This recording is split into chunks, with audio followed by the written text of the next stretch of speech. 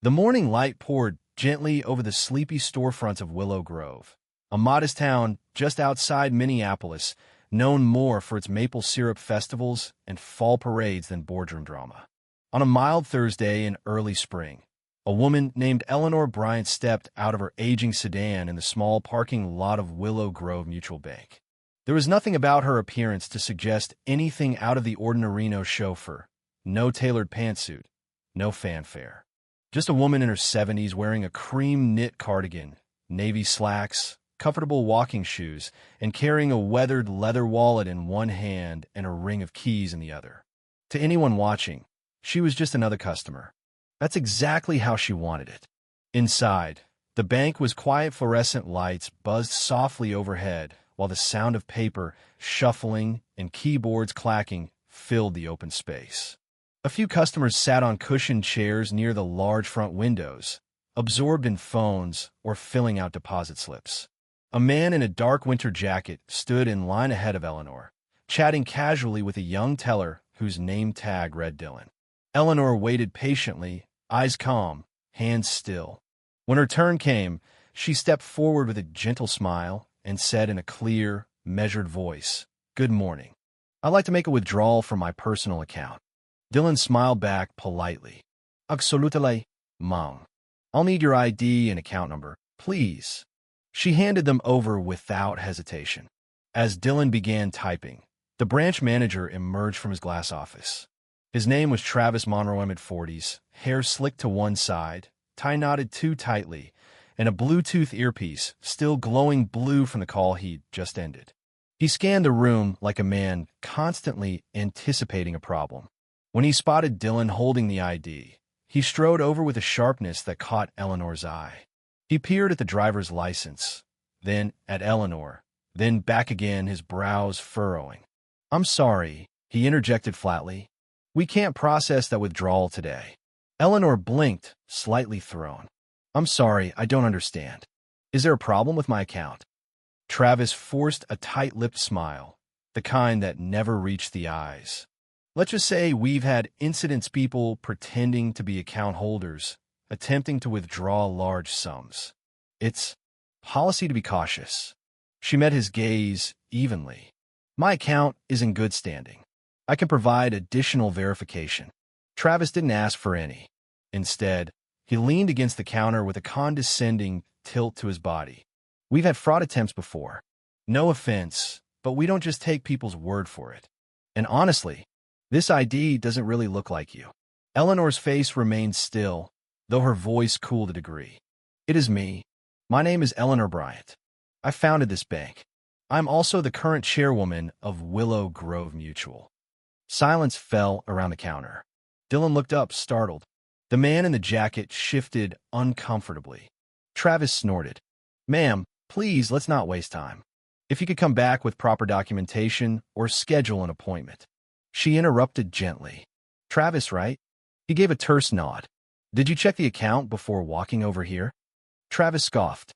"It's procedure. I don't need to check every account to know when something feels off." That was the moment. Not when he denied the withdrawal. Not even when he questioned her identity. It was when he said those two words, "feels off," as if her mere presence was suspicious. Eleanor had built Willow Grove Mutual out of nothing. She had spent 4 decades shepherding it through recessions, new regulations, mergers, and modernization. Her name was on the charter, on the founding documents filed with the state. But here, in the very lobby she'd commissioned and helped design, she was being dismissed by a man who hadn't even glanced at the computer screen. Still, she remained composed. "Travis, I strongly recommend you check the account now." Instead, he waved a hand and turned to Dylan. "You can take over. I've got calls to make." And he walked away. Eleanor didn't raise her voice. She didn't flinch. She simply reached into her purse and took out her phone. She didn't even unlock it. She just held it in her hand, let the moment hang there, charged and silent. "Dylan," she said softly, "can you confirm the name on that ID?" Dylan hesitated. "Yes, ma'am. Eleanor Bryant." "And what shows when you enter that name into the system?" His fingers moved over the keyboard, slowly, carefully. Then his eyes widened. "Executive level account. Eleanor Bryant, chairwoman and founder. He looked back at her, his expression shifting from surprise to something closer to respect. Eleanor nodded slowly. You didn't know I was coming. I didn't want anyone to. But now that the system confirms who I am, is there any reason I can't access my account? Before Dylan could answer, Travis returned, holding a tablet he clearly didn't need. Is there still a problem? He asked, voice sharp. Eleanor didn't even glance at him. Dylan has verified my identity. Please proceed with the withdrawal. Travis rolled his eyes. Right, because customers now just walk in claiming to be executives. You show up alone, dressed for the grocery store, no assistant, and I'm supposed to believe you run this place. A hush spread across the lobby. Eleanor fixed him with the kind of look usually reserved for broken spreadsheets or overpriced contracts. I didn't realize my wardrobe dictated access to my own funds. It's about protocol, Travis muttered. No, Eleanor replied, her voice still soft but firm. Protocol would be checking the system. Protocol would be verifying the ID. You didn't do either. You made a snap judgment, condescended, dismissed valid credentials, and now you're hiding behind policy. He threw his hands up. Can someone get this woman out before she causes a scene? Dylan flinched. Another employee, an older woman named Barbara, stood from her desk but didn't move. She just watched. Eleanor took a small step forward. Do you remember the leadership summit in Chicago last fall? Travis frowned. Of course not. You weren't invited. Barbara added quietly. She was the keynote speaker. I saw the recording. Eleanor nodded. I gave a talk about trust, how leadership isn't about titles or suits, but how we treat people when we think no one's watching. Then she finally tapped her phone. Hello. Yes, this is Eleanor Bryant. Please connect me to HR and the compliance office. I'm at the Willow Grove branch. Thank you. The tone in the room changed immediately. 10 minutes later, two people walked through the glass doors. One was Amelia Rhodes from Human Resources. The other, tall and composed in a navy coat, was Marcus Nolan, the regional director. They didn't speak to anyone at the counter. They walked straight to Eleanor. MS. Bryant, Marcus said, offering a small bow of his head. We came as quickly as we could. Thank you, she replied. Then he turned to Travis. Let's talk in your office. I didn't know who she was, Travis stammered. She didn't give any warning. That's not the issue, Marcus said coldly. We've already reviewed the camera feed, Amelia added. There's clear audio. There's nothing to misinterpret. Travis turned red. You're not being dismissed because of who she is, Amelia said. You're being dismissed for procedural failure, disrespect, and creating a hostile environment. Travis was frozen in place. Then, finally, he was led away, shoulders hunched. Eleanor turned to the remaining staff. I'll speak with the team in 10 minutes. Please wrap up your client interactions. She walked to a quiet corner of the room and sat down.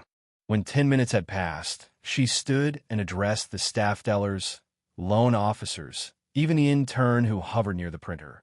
They all gathered. I didn't come in today expecting this, she began. I came in quietly, hoping to observe, see how things were operating when no one thought the chairwoman was watching. She looked at them. I started this institution over 40 years ago. I've filed paperwork, cleaned offices, answered phones. I've also signed multi-million-dollar deals. But what matters most to even know is how we treat the person in front of us. She paused, allowing the words to settle. This can't happen again. Not just to me. To anyone. Dylan spoke. I should have said something sooner. You followed protocol, Eleanor said. What matters is that you stayed open to the truth when it surfaced. That's how change begins. Barbara added, he's spoken that way before. Just never to someone with power. Eleanor nodded. And that's the danger. If he can speak that way to me, what does that say about how we treat the single mother? The elderly man? The immigrant who doesn't speak English fluently? Respect isn't a transaction. The staff stood still, silent. Starting next month, we'll have mandatory workshops on respect and accountability. I'll attend the first one myself. Then she added, leadership isn't how you treat your boss. It's how you treat the person you think isn't. As she turned to leave, Marcus asked, want me to draft the internal memo? No, she said with a small smile. I'll write it myself. Will you visit other branches? Maybe, she said. Might skip the power suit again. Before exiting, she picked up the front desk intercom. Hi, this is Eleanor Bryant. I'll be in the lobby for a few minutes if anyone wants to chat before I go. And they came some with apologies, some with questions, some just to say thank you. She stood among them, no script, no podium. Just a woman who proved that leadership isn't about title, wealth, or attire. It's about presence, integrity, and the willingness to speak up when it would be easier to stay silent. And when she finally walked out the door, it wasn't as a symbol. It was as a reminder. That dignity doesn't require a spotlight. It just requires someone who chooses to stand tall even when no one's watching.